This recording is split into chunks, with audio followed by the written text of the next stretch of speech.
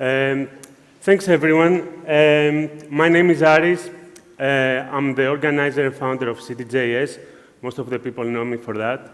I'm just taking a break after 6 conferences around the world.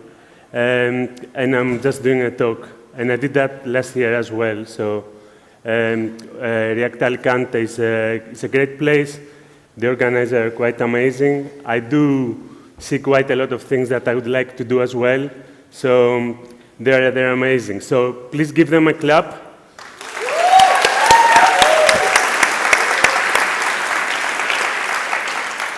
So I'm currently working at the same time in a digital agency in London called Foolproof, which is part of a bigger group.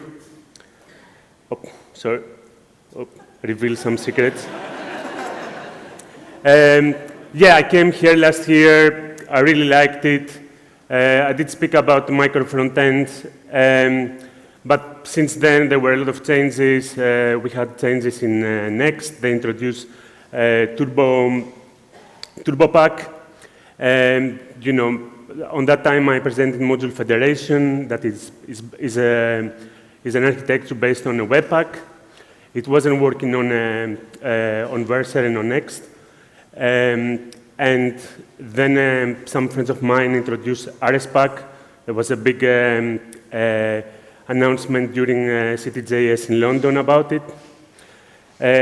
I introduced changes to my website and I started using Vite. So before we start, and I know you have all eaten and you are a bit heavy and I want to wake you up, I just wanted to show you a video from the 90s. I don't know how many of you were born after 94. Can you raise your hands? After 94, okay. So yeah, this is an advert that is about Spain, but it's all in Greek, so I don't think you will understand anything, but you can watch the video. Sorry, let's go again.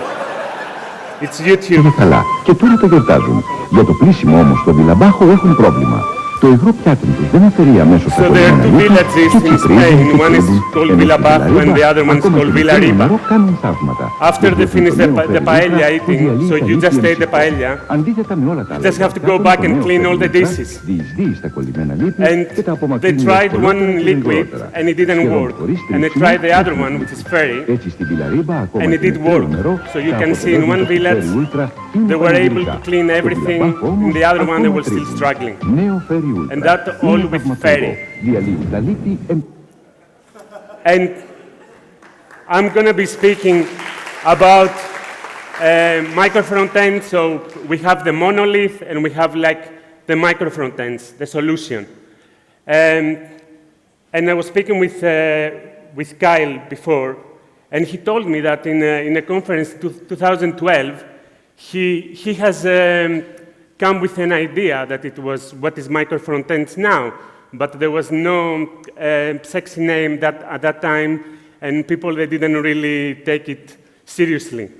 A few years later, the word about Microfrontends, you know, a really nice name, it was more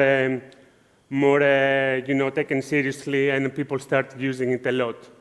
And what is Microfrontends? It's so basically, instead of having like a big monolith, you can break your apps into smaller apps, and those apps, they don't have to share the runtime. They can be independent. Teams can be independent, and they can work in silos. You can build the applications independently, and you don't have to have all these kind of dependencies. So 7 months ago, a company came to our office in Foolproof, and they asked us to develop a solution using Microfrontends. You know, we all use like these really nice words. I want to have a product that is developed in Microfrontends. I'm going to use, I want to, you know, put it in Vercel, and I want to have design systems, and I want to build it using Next and React. We had a meeting with our 2 colleagues, Panos and Nikitas, very Greek group. Before we go further, I need to tell you that there are two, when you are building microfrontends, you can have the horizontal type and the vertical type. In the horizontal type, you can have one page, and the page can have all different microfrontends. In the vertical type, it can be a microfrontend per page. So we start coming down with solutions. We're thinking about technical debt, performance, scalability, and all the node modules and how the whole solution is going to build. We tried first to use module federation, but because it was not applicable for Vercel, we couldn't use it. Then we came across a solution that it was developed by Vercel, and it was using the turbo pack. The pros were that it was, that was a downside. It was that it was only vertical, and it could be deployed in Vercel. But as we started using it, we found a lot of issues. The sharing dependencies was quite a big issue. The testing implementation was quite hard. There was a lot of duplication of configurations. I have a little video that I can show you how it works very quickly. So let me see. So basically, I don't know how to make it a bit bigger, but probably this way you might be able to see it better. So when I run pm dev, it runs the whole build, and it builds as a monolith. There is a folder called apps, and in those folders, I have the two apps. In my example, it's docs and main. The main is the main micro front end. When I load this page, you can see at the localhost 3000, I have the main micro front end. In localhost 3001, I'm loading the second micro front end, which is the docs. So there is another folder down, which it's called packages. As you can see here, in localhost 3000, I'm loading the main. If I write localhost 3001/docs, I can see the docs, the application that is building inside the docs folder.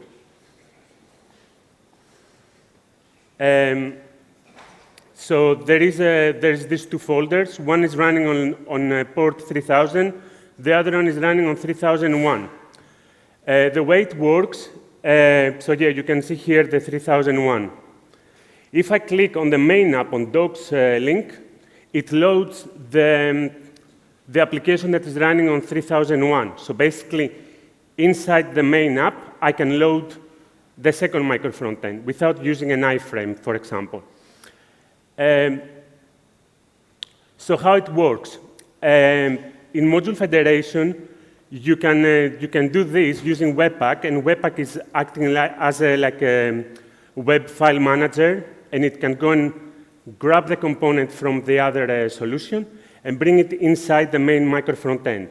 Here you are using rewrites inside Next.js, and you are rewriting the URL, and you are bringing the micro frontend using the rewrites. Okay. That's a bit about it. I'm going to share my slides later, and you can go through, and I can share also the code. When I tried to use the code, it came out with a lot of issues. It looked like it was not ready. So this is like a diagram of how it works, where we have the apps, and we have the packages. This is the folders: apps, packages, utils. Utils inside the packages. The main app and all the apps, they are using the design system. You will see later that I found, doing like a Google search, that Storybook is calling federated components, which is components that come inside design systems. And utils can have all those utils that we can reuse, like authentication, GraphQL, and Apollo server that is running across all the applications. The problem with this is that we have a lot of little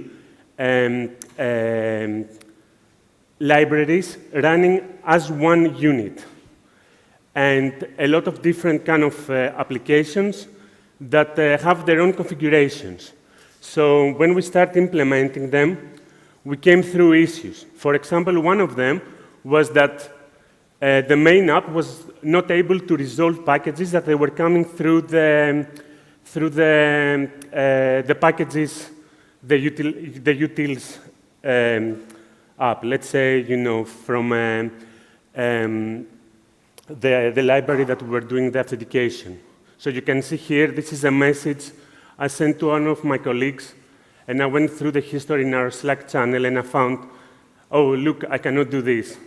So in this case, it says cannot resolve pages, blah, blah, blah, component, blah, blah, blah. So they were having a lot of dependency issues. Another issue was when we were trying to add testing. So this app, when you download it, it doesn't have testing. When we try to use Jest, the app, we have to use a lot of the module name wrapper to be able to define where each module is residing within the application. So yeah, I started thinking did we need to do it with Microfrontends? Later on, I found out that the Webpack solution, it started working inside Vercel, so I could use that. The good thing about the module federation that runs in Webpack, and later on I will show you that it runs also in Vite, is that I can have both vertical and horizontal solutions. And it shares a module through the master app. And I can show you also in the next slide that you can use it as a singleton, and you can run from the main app all the resources down to all the other apps that they are, all the other microfrontends. There are plugins for testing and for design systems.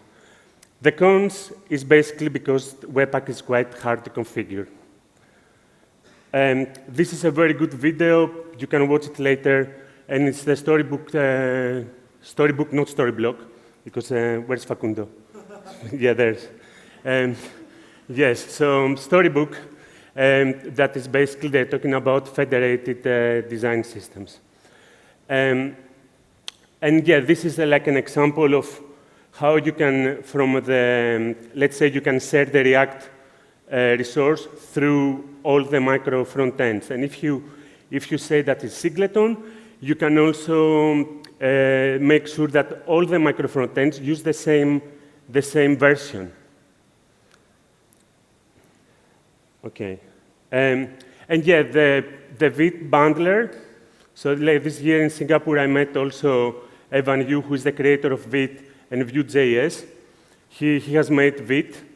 Vite, one of the best things about it is that it doesn't create a bundle, and it uses available bundles that are in the browser.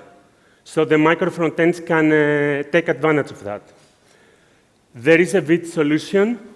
So if you want to move away from Webpack, you can still go to Vite, and you can use this plugin. So yeah, all the micro frontends suffer for a lot of problems. They have increased complexity, but this can be fixed with unit and end-to-end testing. They have performance overhead, so maybe Datadog, New Relic, and good code. They have duplication of code and configuration files, and you need to have a good team coordination. So yeah, that's my talk.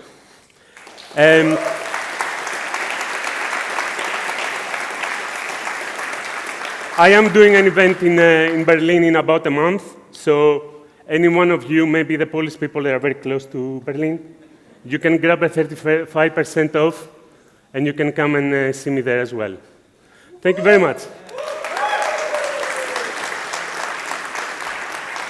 And before I close, a song, more money, more problems, more front ends, more problems.